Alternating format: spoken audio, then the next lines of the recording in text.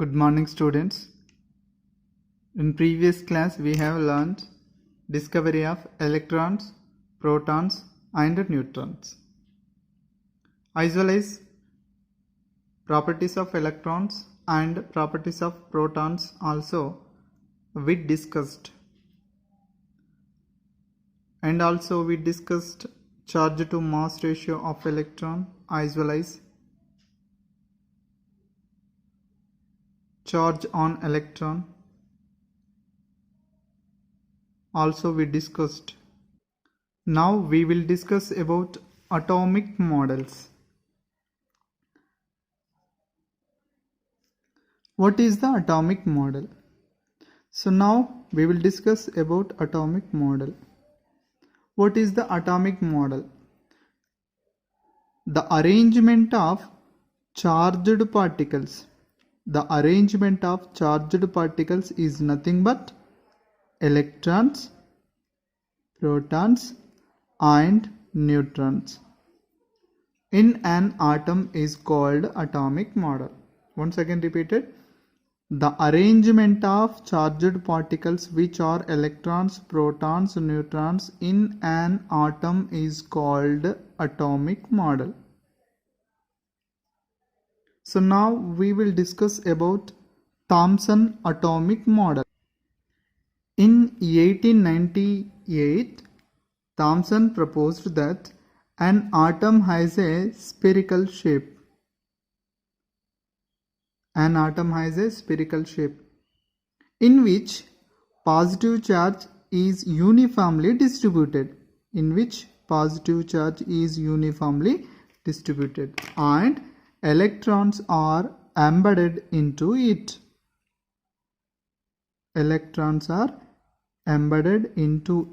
Like seeds are arranged or seeds are distributed in watermelon,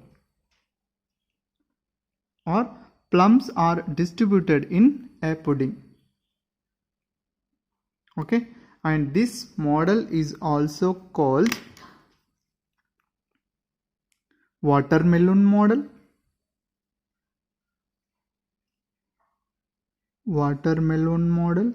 or plum pudding model.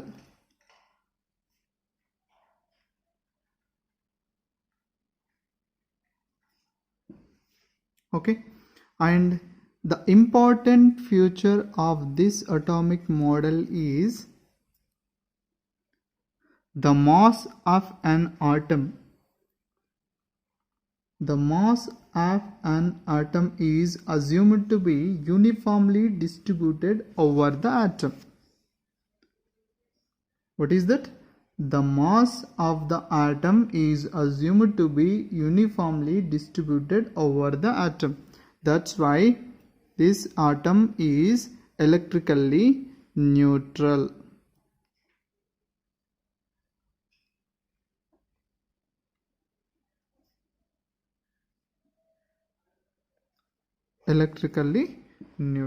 This is the important features, because he said that the mass of an atom is uniformly distributed over the atom. Okay.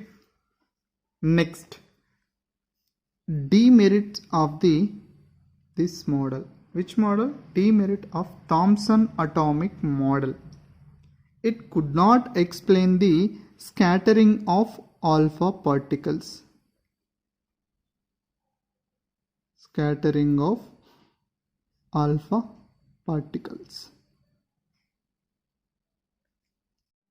So next atomic model is Rutherford nuclear atomic model.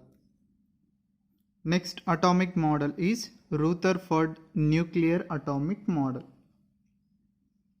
He bombarded a very thin gold foil with alpha particles. What happened in this atomic model? In Rutherford atomic model, he take a thin metal gold foil. Here we take, for example, we take a metal. Which metal? Thin gold foil. in which atoms are arranged like this. Okay, so we take only single atom. Okay, so we take only here, we take one single atom like this. Okay, what happened? His experiment, he bombarded a very thin gold foil with alpha particles. With alpha particles means alpha rays. So these are alpha rays. So these are alpha rays. Okay, so here we take our convenient to explain the clearly. We take one atom in thin gold foil. Okay, so in this what happened? So this atom is bombarded to alpha rays. So for example here alpha rays like this. Okay, so alpha rays passed through the gold foil atom. Okay, so here also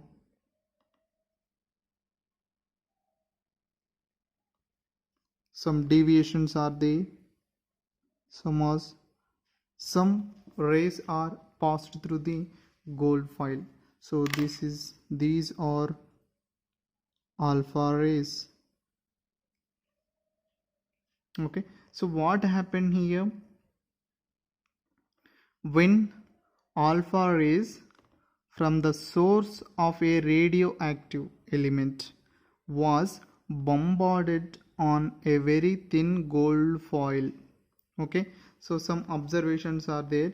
First observation is most of the what happened, most of the alpha rays passed through the gold foil without any deviations.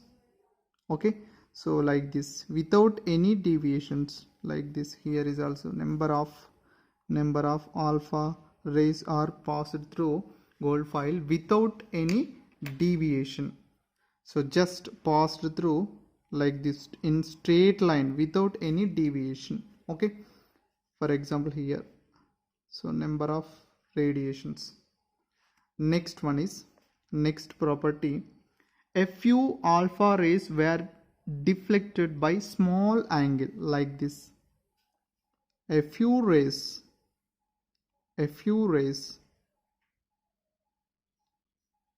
okay, a few rays are deflected by small angles. Okay, and the third one is a very few alpha rays, that means approximately 1 in 20,000 rays. Approximately only one alpha ray bounced back. Bounced back means were deflected by 180 degrees. 180 degrees means, so exactly is bounced back. Only how many rays? Only one ray in 20,000 alpha rays. Only one ray is bounced back, means it's a deflected in 180 degrees. So exactly, so it's a bounce back exactly like this. How many rays? Only one ray in 20,000 rays. Okay, so these are the observations.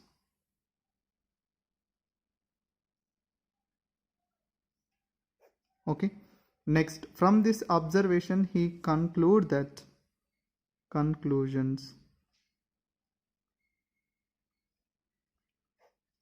First conclusion, since most of the alpha rays passed through the gold foil without any deviation, so that's why most space in the atom is empty.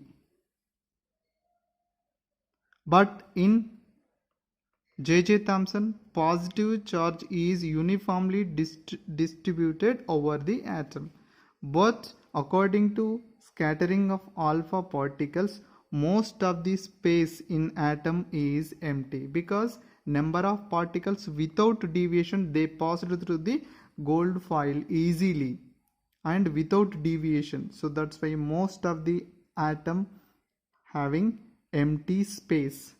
And the second one is a few alpha rays were deflected because positive charge of the atom is concentrated in a very small volume at the center is called nucleus. Is called nucleus. So it is a new word. So it is derived in Rutherford alpha particle scattering experiment. Okay. And the third conclusion is the volume occupied by the nucleus is very small as compared to the total volume of an atom. So from this he concluded that, for example, it is a total volume of an atom in this nucleus having very small volume. For example, so it is a general example. For example, you take a football. It acts as a nucleus. So up to 5 kilometers. The atom is existed up to 5 kilometers. Nucleus occupy the only football volume in 5 kilometer of atom volume. Okay. So these are the conclusions of Rutherford nuclear model experiment. Next one is, so from these observations,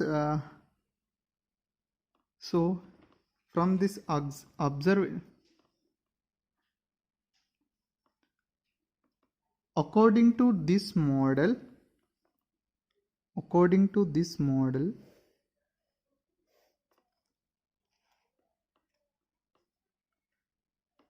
first one is,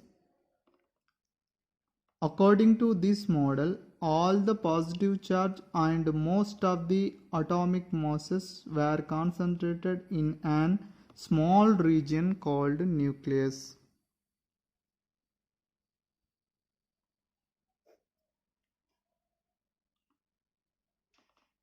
According to this model, an atom, what is mean here? He explained an atom. All the positive charge and most of the atomic mass were concentrated in an extremely small region called nucleus. In Thomson, the mass of an atom is occupied over the atom.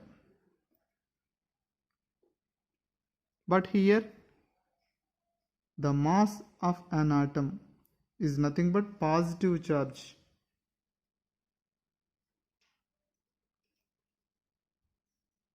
And next one is, electrons are revolving around the nucleus in different circular paths called orbits.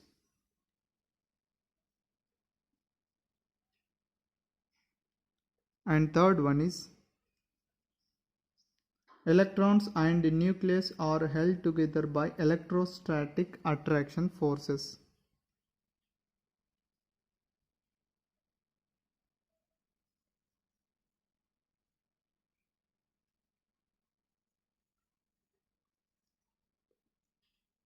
So Rutherford atomic model is like a solar system in which sun is the nucleus and electrons or planets revolve around the sun. This is the information about Rutherford nuclear atomic model. Once again repeated here. Observations. So most of the alpha rays are passed through the thin gold foil without any deviation. A small alpha rays are deviate in a small angles, and only very few alpha rays are bounced back in nearly 180 degrees. Okay. So next, conclusions.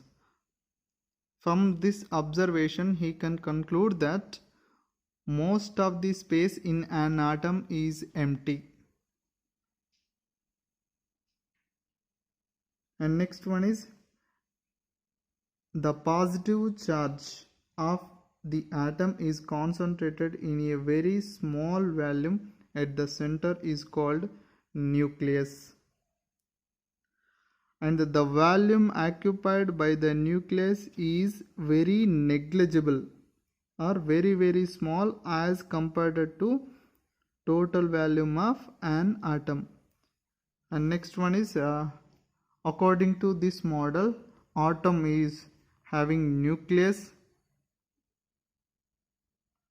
Atoms have nucleus is nothing but all the positive charge and most of the atomic mass were concentrated in an small region is called nucleus. Electrons are revolving around the nucleus in different circular paths are called orbits. Electrons and the nucleus are held together by electrostatic attraction forces. Okay, so this is the information about Rutherford nuclear atomic model. But here is also demerits are there. He could not explain the atom stability.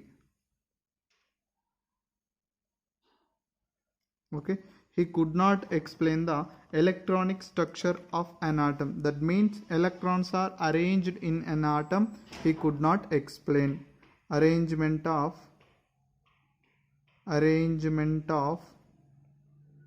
electrons. He could not explain, and he could not explain the line spectrum or atomic spectrum.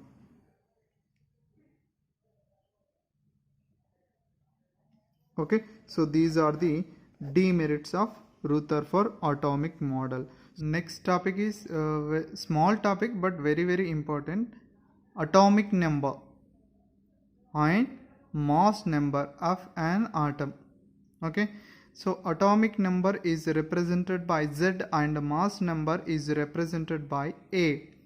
For example, in periodic table the element is represented like X. X means unknown element here. In superscript we represented atomic mass number.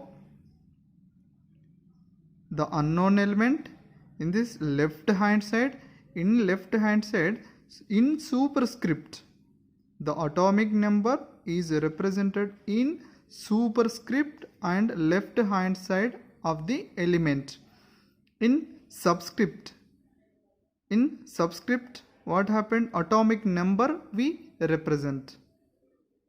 Okay, for example here we taken bromine. Bromine is a periodic table, bromine is a element in periodic table. So in this 35 means is a subscript. So always the subscript is represented atomic number, and here 80 is a atomic mass number because it is a left hand side as well as the superscript. It is exist in superscript. So here atomic mass number of bromine is 80 and atomic number of bromine is 35. So now definition, or here how to calculate the atomic number. So atomic number is equal to number of protons present in an atom or number of electrons in an neutral atom. So neutral atom is very important. Next, how to calculate the mass number of an atom. So mass number is represented as A, and the mass number is equal to number of protons plus number of neutrons present in an atom is called mass number. For example, here we take a hydrogen, okay, as well as sodium. So here 11 is atomic number and the 23 is mass number. Okay, so mass number is a 23. So here atomic number is nothing but number of protons. So number of protons are how many? 11, and the number of neutrons 12. So total mass number is 23. From this mass number we can calculate the number of protons and number of neutrons. Okay, or sometimes in exam give the mass number and find out the number of protons, or find out the number of neutrons, or sometimes given number of protons and number of neutrons and find out the mass number. So this is a small topic but very important. So in your exam the element is given like this, bromine is given like this, and the what is that mass number is given, sometimes atomic number is given, find the number of neutrons, or find the number of electrons, or find the number of protons. So this is a very important question. On the basis of question is okay in your exam purpose. Okay, next one is isotopes. Isotopes, these also, these two isotopes and the isobars. So most important topic in exam purpose or competitive purpose. Okay, so now define the isotopes. What is the isotopes? Atoms with identical means same atomic number but different atomic mass numbers are called isotopes. So best example for the isotopes is hydrogen isotopes, protium and deuterium and tritium. For example, here what happened, these three and these two are isotopes of hydrogen. Okay, it is a normal hydrogen and these two are isotopes. So here what happened, identical atomic number. So it is a atomic number. How much the hydrogen atomic number is a 1. So here is also 1. So atomic numbers are same but mass number is different. So that's why we called isotopes. Here carbon, we take a carbon. All isotopes having a same atomic number but different mass number. Okay, so chlorine is also 17 and 17 atomic number, but 35 and 37 is mass number. Mass number is different but atomic number is same. So that's why these are called isotopes. And next one is isobars. Here atoms with same mass number but different atomic numbers are called isobars. Here what happened, 6 and 7, carbon and the nitrogen we take. So same mass number, 14, mass number is same but different atomic numbers. Okay, so this is the information about isobars and isotopes and atomic number and mass number of an atom. Okay, thank you.